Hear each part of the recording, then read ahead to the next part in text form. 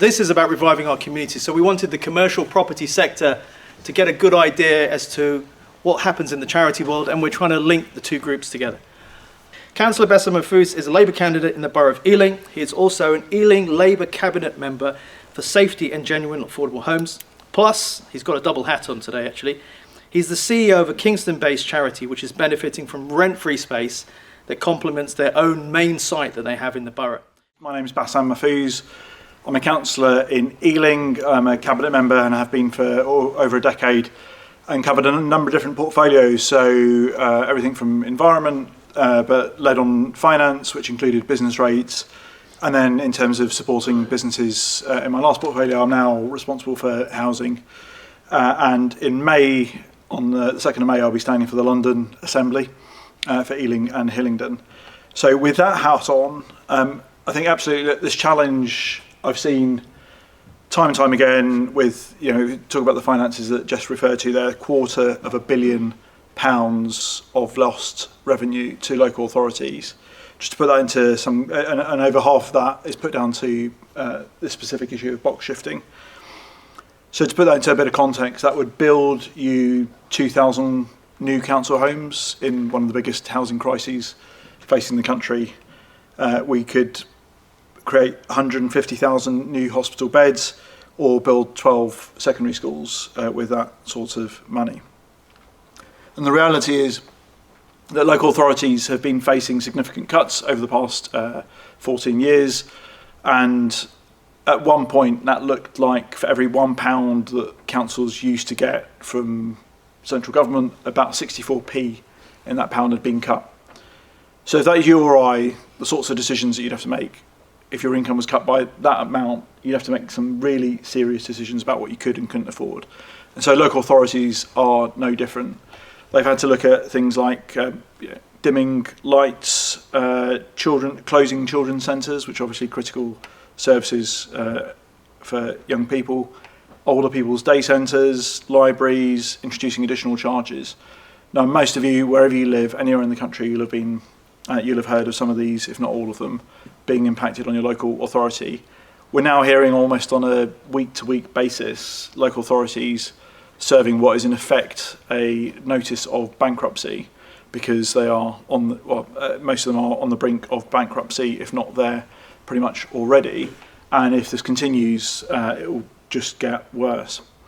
But as I said, I'm standing for the London Assembly myself on the 2nd of May, and we're going to get a quote up in a bit from Leonie, who I'll be hoping to join on the Labour group, who talks about the benefits of banning box shifting and making the legislative changes that are necessary. And the London Assembly recently wrote to the Department for Local Government to ask for those legislative changes to come about.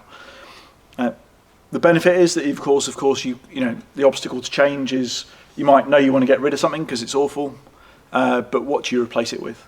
Well, the reality is actually Wales and Scotland have already dived in with both feet, and so we've got a couple of templates there that could be taken off the shelf.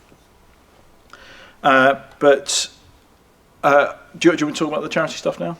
Or do you want me to we can save that for later. Save that for a bit later. Thank you. All right, but I think we touched upon it, and I'll talk about it in a bit more detail. But absolutely, one of these great opportunities through this which is a real win-win-win, is to support the charitable sector with as an alternative, legitimate way of dealing with empty properties. So in my day job, I run a refugee charity called Refugee Action Kingston.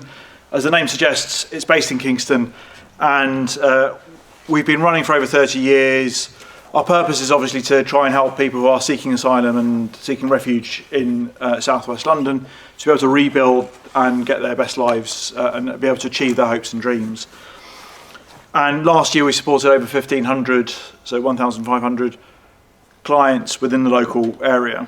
But as anybody will tell you in the charity sector, in fact, pretty much every market at the moment, we're really struggling financially. So one of the first things I did when I took over being the director was to look at the overheads. We had quite significant overheads, and so I was able to reduce some of those overheads, and I was only able to do that because we already had a space that we'd secured through A-Stop right in the town centre. And what that meant was that instead of fundraising to pay for overheads, I could then put that money into frontline services to help the clients with the challenges that they're facing on a day-to-day basis. So we've got a space on the 5th floor of Neville House. It's great, right at the top floor of this building. The benefits for the landlord of us being there is that we're a good tenant. We identify issues within the building, whether it's leaks, safety issues, people coming in that shouldn't be, and so on, because it's quite a central town location. But the benefits for our clients are absolutely huge. So, as an organisation, we use it as office space, so with computers and laptops and so on, and space for, as Keith said, for team meetings, where we can all come together, and our trustees to meet as well. But today, for example, this morning we had we had boxes and boxes of donated clothing that were given to us by a major retailer, and we're able to do a clothing day for a number of our clients who are living on £9.50 a week.